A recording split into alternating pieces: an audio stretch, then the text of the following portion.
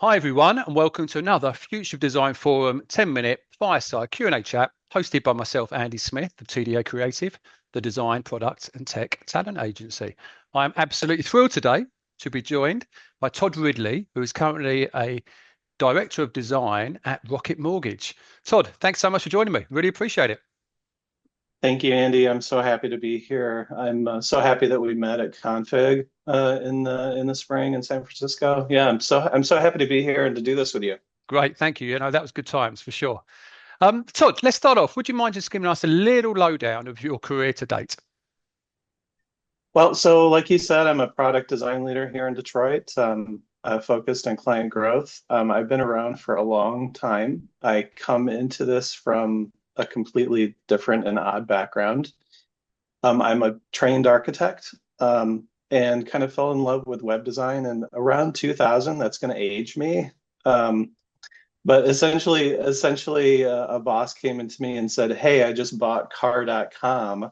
Would you like to design it? And how are you Oh, going to wow. do that?" And I thought, "Oh, okay, here we go." So, I mean, because I'm in Detroit, my career has been essentially focused on automotive for a good 20 years. But made the move into mortgages and fintech about 5 years ago. And if you think about it, it's kind of the same. It's kind of like the same problem. People have a hard time finding cars and buying cars. People have a hard time finding homes and buying homes. So Okay. from that perspective, it kind of fits. I, Kind of I, fits with where I've been in my career. yeah, I like that analogy. Solving problems with design, right? That's And giving right. people great That's solutions. right. Yeah, and architects do the same thing, right? Yeah, It's just physical buildings. yeah. And some of the best UX leaders I've met over the past 10, 15 years got a similar background from like educational, from an architecture background. So it's always quite Yeah, fascinating seeing that transition, how it works very well.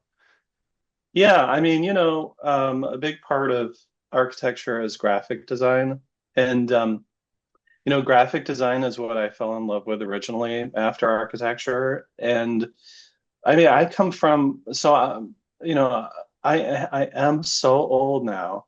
I come from when it was just called web design. Yeah, we're the same. So, We're exactly the same age, and I remember that are clearly. we? Yeah. That's right, right? So Yep. like we didn't have any sort of fancy titles like like we didn't have researchers. That wasn't a profession back then. It Web was like you design, did web it. web design, web developer, and a project manager.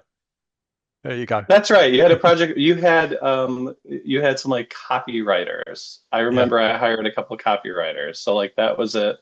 I think I was doing this before even CSS was a thing. So I don't know.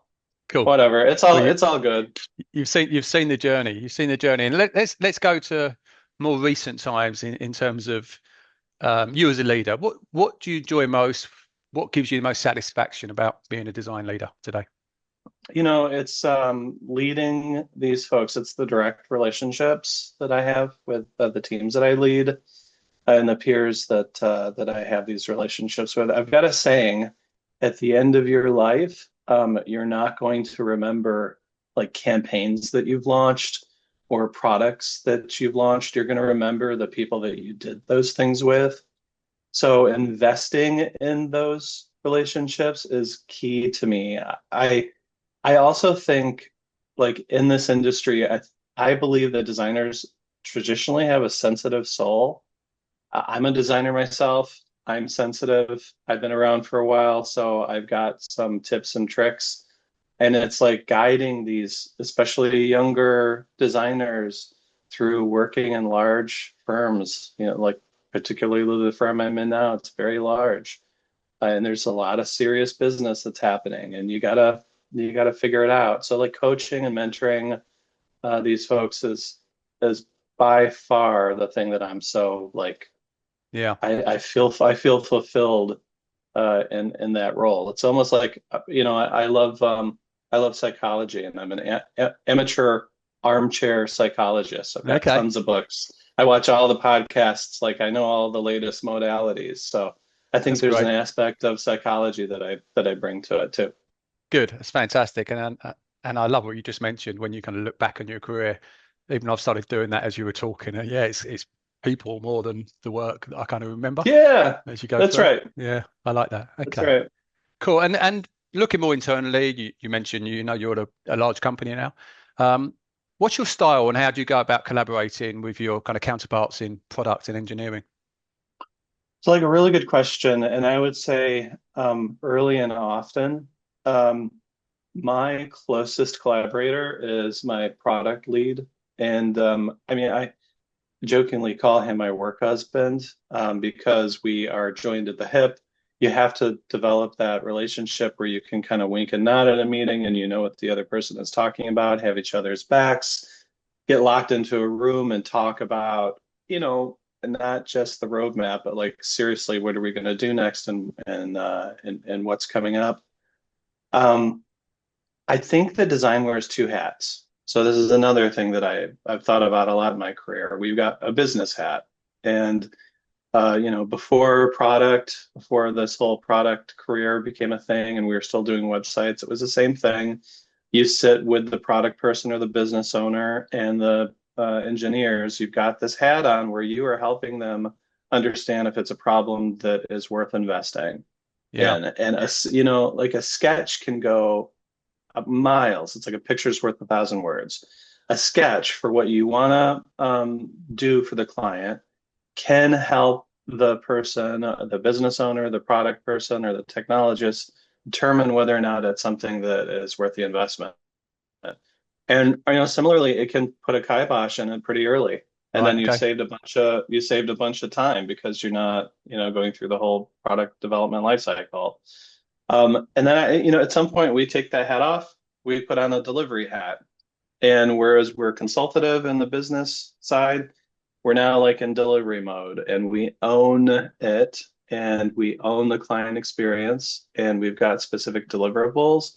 And our job is to, create the clearest specification that the business can refer to and that our technology partners can use to build exactly what we want to build. And, that's how I kind of see it, these two different things. Yeah. Um, you know, Most people would say, there's three legs to the stool: technology, design, and product. I don't know. That's how I look at it. Excellent. Thanks, Todd. And what are you seeing now in terms of changes or trends in the market that are exciting you, or perhaps you're quite skeptical about? Oh, I love that you said skeptical about. So things are changing so quickly.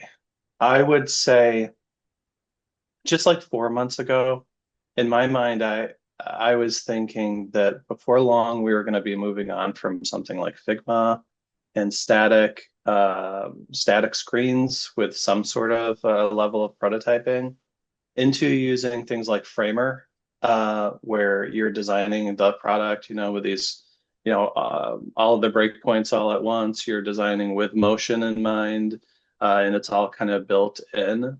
Um, to like, there was a sea change, I think, at that same conference that the where I met you at in San Yeah. Francisco with config. I mean that that day, the very first hour or two of the keynote, I remember I was turning to colleagues and saying, they introduced sites, Figma sites, and I said, somebody at Framer is calling their attorney. And then Right. they did Figma Make, and I'm like, somebody at V0 is calling their attorney. Like, Yeah. Yeah. like they went for the gauntlet. And I feel like, I don't know, things are moving so fast. I feel like, designers are going to use these tools to essentially take pressure off of our technology constraints. That's something I hear from all of my peers in different industries too. It's usually there's a backlog in technology. So maybe some of this work is going to be done by the designer using a V0. Um, Mm, but I'm a little skeptical because I'm not sure. So like I can go and use V0 or any of these programs and create an app for myself. yeah. But in a large organization, a large like mature organization that's got a design system and foundational technology that they have to deal with, and all of these legacy systems. How does that work? I'm sure it's going to be figured out, but if you said skeptical, so like I'm a little Yeah. skeptical about how it's going to tie into our existing workflows and Yeah. all of that stuff. I'm sure that it can. I'm sure that it can. I'm just skeptical. I guess within the mature kind of organizations that you mentioned, there's a lot of constraints that need to be considered, right? Yeah, That that for some of this modern future technology, um, that's right. there's a lot of thinking and planning out to do before you let leash. Yep. In my industry, lots of regulations, lots Yeah. of legal, lots of things to consider. At the moment, in my industry, nobody would feel comfortable with us publishing stuff from design, Right. you Okay. know, Yeah. without these systems. So I don't know. Okay. We'll get there. Okay. And it kind of leads me on quite nicely to my next question, which is within your design org or the greater org at Rocket, are you seeing changes in the ecosystem and specific design roles due to AI and new technologies that are coming about? And do you foresee any actual new roles that could be coming out within the ecosystem in the near future? So I think that an investment in design technologists is going to be something that most organizations of our size invest in. Yeah. Um, I'd say for the past 4 months or so, we have had designers and uh, product managers collaborating very early in a product development lifecycle using, like I mentioned, V0 Yeah. to come up with fully fledged apps, pages, flows. And that to me feels incredibly new. Like instead of looking at this is at the level of a PRD, so before the actual design and maybe some possible research is happening for any particular project that we're working on. I'll be looking at an app that is tied to data and that is mimicking, it could be rough, exactly what we think the output could be. So that feels different to me. Yeah. You know, um, a couple of weeks ago, we had a design hackathon, and it was an AI design hackathon. That hackathon took place over the course of 2 days, and we had something like 30 teams pair up and come up with problems. Okay. And in one day, they came up with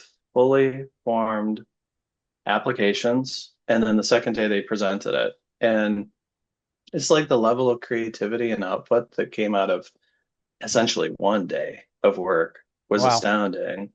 It's astounding. It's like think about compressing like a full week hack into one day. Or like 2 days. It was a day of presenting, one day of Yeah. work, but like that's incredible. Yeah. And I can see our own workflows following that pattern. I don't see us changing. I don't see us going back to traditional kickoffs and launches and our traditional PDLC format and life cycle. I feel like it's just going to get faster and faster and faster. And yeah, uh, Now that's it's exciting, right? it's it's it is exciting. Yeah, Yeah. Okay. It's funny you mentioned that. I mean, I remember 15 years ago, most of the design teams I helped build when I was living in New York wanted a creative technologist in there, someone to prototype and to be that go yeah. between design and tech. And then I saw it less and less, but it feels like again that's becoming very prevalent Um, using the new technology. I agree.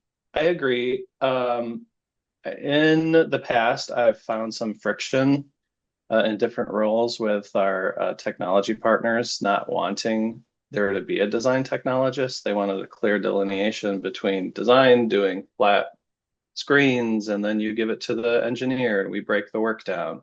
Um, That Right. feels to be changing. That I think that's a sea change, Yeah. in a major shift.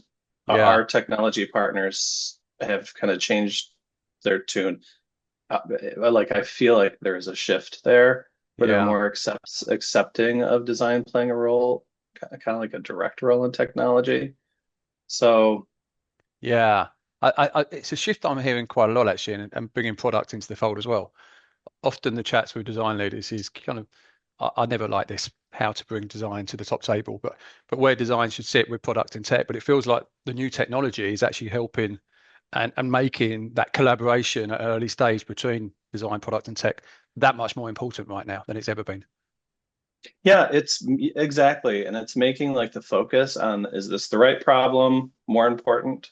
It's giving people the space to think more about it because Yeah. there's freed up room at the back end of it. Um, so I don't know where this is all going to land. It's exciting. It's not the first time I've been through like something. We Yep. talked about the web. I Yep. remember when the web was going to be the end of people's careers and Yep. businesses, and it feels like the same thing, but it's still exciting. Yeah, it would be boring if we had a crystal ball, wouldn't it? I would still like to have a crystal ball. Well, on that note, so let's finish off by asking my traditional question of, can you tell us something that few people know about you? And saying that you do have a crystal ball will not cut the chase here.